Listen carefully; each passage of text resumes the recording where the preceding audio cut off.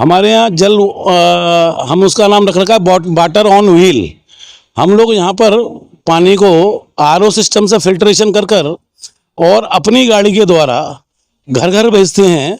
और उनके यहाँ एक 20 लीटर की टंकी पानी, दो 20 लीटर की पानी, जितना उनको ज़रूरत है उतना पानी उनके यहाँ मुहैया कराते हैं। उसके लिए एक बहुत छोटी सी राशि है जो 5 रुपये पर घर उस हिसाब से है, वो चार्ज होती है इस काम के लिए और घर पर पहुँचती है। कैसा लग रहा है आपको आज कार्यक्रम में आने के बाद, और क्या कहना चाहेंगे संस्था के बारे में? संस्था कैसा? मैं rotary Priyatosh Gupta, district governor, district 3012 rotary international.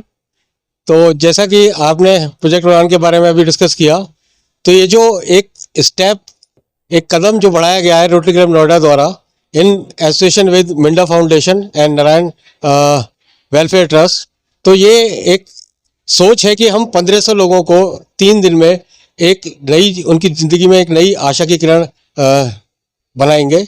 और ये 1500 लोग, ना सिर्फ 1500 की फिगर रह जाएगी, लेकिन ये 15,000 और 1.5 लाख लोगों के बीच की ज़िंदगी में भी आशा की किरण बनाएगा।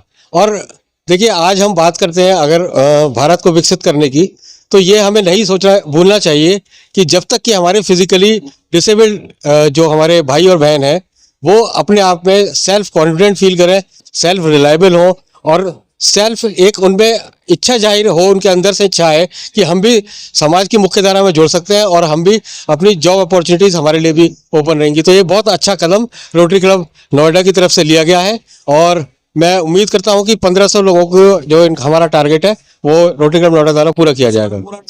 सबसे पहले तो हम अपनी सहभागिता जो कि रोटरी क्लब नोएडा और नारायण संस्थान के साथ हमने इस कार्यक्रम के लिए की है, खास तौर पर उत्तर प्रदेश के लिए, इसके लिए मैं अपने सभी सहभागी पार्टनर्स का धन्यवाद करता हूं। स्पार्क मिंडा फाउंडेशन के द्वारा देश विदेश में दिव्यांगजनों के एम्पावरमेंट के लिए कई कार्यक्रम किए जाते हैं। इस कार्यक्रम के तहत ही उत्तर प्रदेश में हम लोगों ने इस कार्यक्रम की नींव रोटरी क्लब नोएडा के साथ मिलकर रखी। उत्तर प्रदेश में 70% दिव्यांगजन ऐसे हैं जो कि ग्रामीण क्षेत्रों से आते हैं। ये जो कैंप हो रहा है इसमें पूरी मोबिलाइजेशन का काम रोटरी क्लब के द्वारा किया गया है। कई ग्रामीण क्षेत्रों में, ब्लॉक्स में, पंचायत में, और इस कैंप में भी जो आने वाले लोग हैं वो ऐसे लोग हैं जो कि ग्रामीण क्षेत्रों से आते हैं। बुलंदशहर, हाथरस, मुझे पता चला कल कुछ लोग बनारस से आए थे, उत्तराखंड से आए थे, इलाहाबाद से आए थे, झारखंड, मुजफ्फरनगर, ऐसे कई जगहों से लोग आ रहे हैं। तो मुझे लगता है कि ऐसे साथ मिलकर के सहभागिता में किए जाने वाला ये एक काफ़ी खास कार्यक्रम है।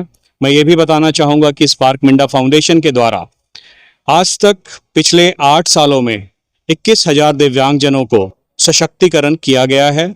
इसके अलावा लगभग 1,000 दिव्यांगजन हमारे ग्रुप के फैक्ट्रीज में भी काम करते हैं, उन्हें एम्प्लॉयमेंट दिया गया है।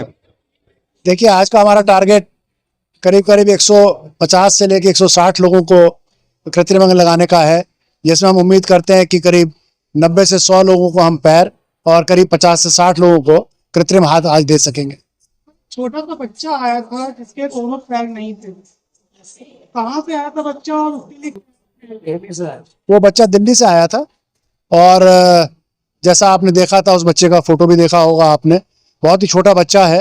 और मैं तो यहाँ पर टेक्नोलॉजी की और उस टेक्नोलॉजी को यूज़ करने के लिए मिंडा कॉर्प फाउंडेशन की सराहना करना चाहता हूँ कि उतने छोटे से बच्चे के लिए भी हमारे पास एक प्रोडक्ट था और मैं आशा करता हूँ कि वो बच्चा उन पैरों को पाकर एक उसमें नया जीवन संचरित हो और अच्छे से वो खुश होकर बड़ा हो। उसके माता पिता के लिए जो खुशी मैंने आज उनके चेहरों पर देखी वो बहुत ही अद्भुतपूर्व थी।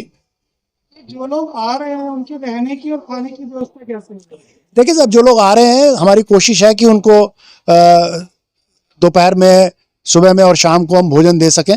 ठहरने का ऐसा हमारा कोई इंतज़ाम नहीं है। नॉर्मली हम ये कहते हैं कि भाई आप आए हैं, शाम तक हम काम ख़त्म कर देंगे, पर फिर भी अगर कुछ लोग रह जाते हैं तो उनके लिए हम रात में रुकने का इंतज़ाम करते हैं। कल रात में भी हमने करीब 25-30 लोगों के रुकने का इंतज़ाम किया था।